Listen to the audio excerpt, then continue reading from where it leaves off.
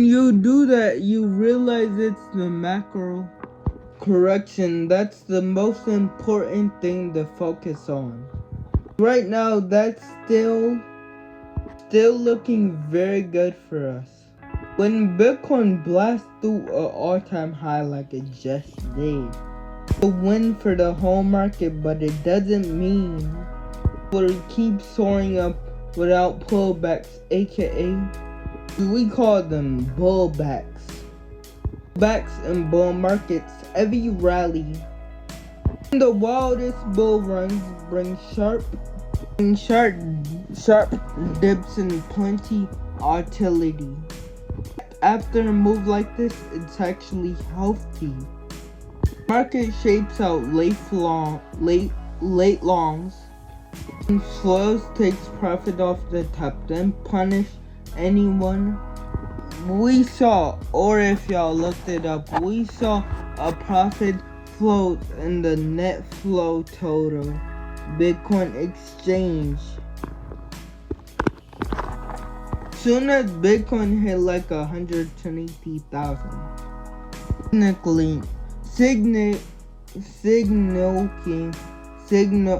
signaling. If y'all know what I'm trying to say, sometimes I can't speak, but yeah, signaling. Top of that, a huge whale. 2011 just moved 19,000, then over 2 point Bitcoin to Galaxy. These old coins start making moves, the market pays attention. Even a hint, many people could be spooked by the trading system, or this is just like a pullback, like crypto saying, it's just like showing us like who just got into crypto. Crypto can jump and then one day just kind of crash, but not crash. If y'all get what I'm saying. Outside of these charts, the week's headlines. President Trump is exporting tariffs on buyers. A Ukraine deal is reached in the last 50 days. I would love for this Ukraine to be over, because they were fighting. It's like they've been fighting forever. It's like they've been fighting for I think I was in the 9th grade when they start fighting, and I'm a senior now. Like, how long y'all gonna fight? Like, I just want it to be over. Even if Trump's fizzled away, even if his law fizzled away, sorry. I was thinking what I was gonna say. New tariff headline has to trick, basically has a turn to trick. And to top it off, they have CPI reports traders on edge. Before the numbers dropped, many took place. Profits or heads just in case inflation is upside. That's just classic market behavior. Big event is on the calendar. Safe play for many is to lock in gains when the dust to settle. But to now, inflation dropped,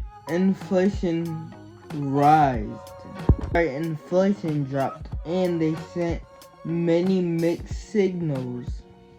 June, the U.S. price index, or the CPI, came in at 2.7% yearly, higher than expectations, 0.6%. That means Prices are rising a bit faster than the expectations. If you look up core inflation, I'm not gonna show it on YouTube because YouTube gonna try to take my page down when I get known, but sorry, y'all can look it up. It does leave out food and energy. That number came up to 2.49, 2.9 of the year. Slightly below the forecast of 3%. Still edging up from last month number 2%. And this number is edging Fed as most concerned about. Inflation runs higher than forecast.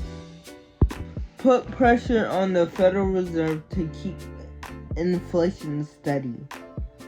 Cuts usually come when inflation is slowing down. Remember, these numbers are backwards looking. Get a better idea what inflation is doing right now. You can look up Truflation. I'm not gonna put no media on my account yet until I get monetized. So I could ask for access to that company. So I could put it on my YouTube channel. And if you go and look at that, I hope you did. Cause markets react to those numbers ahead. And they watch inflation points like a hawk.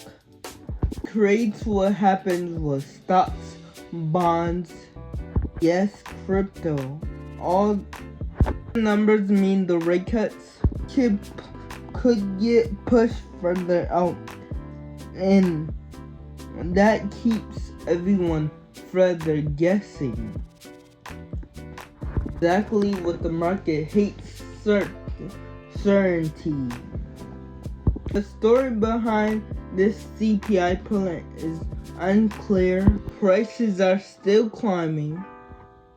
Core CPI, what is a metric the Fed cares about the most? Trending in the right direction. So, is anyone guess what the Fed, if you're looking for Bitcoin biggest dip, it's a mix with heavy profit taking, global headline nerds. Recycle every new high, this pattern repeats. A quick dip never ends the trend. Always remember that. It just sets the plane for the next move. This position take fully advantage of.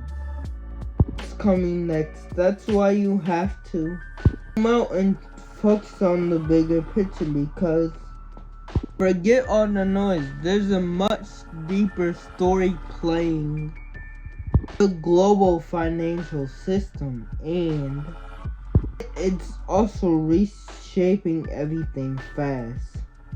Liquidity in global bond markets just its worst level ever.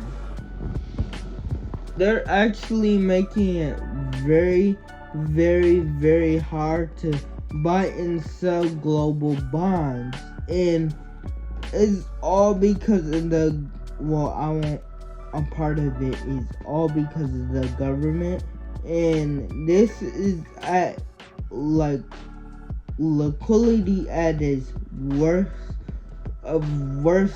it could be at right now.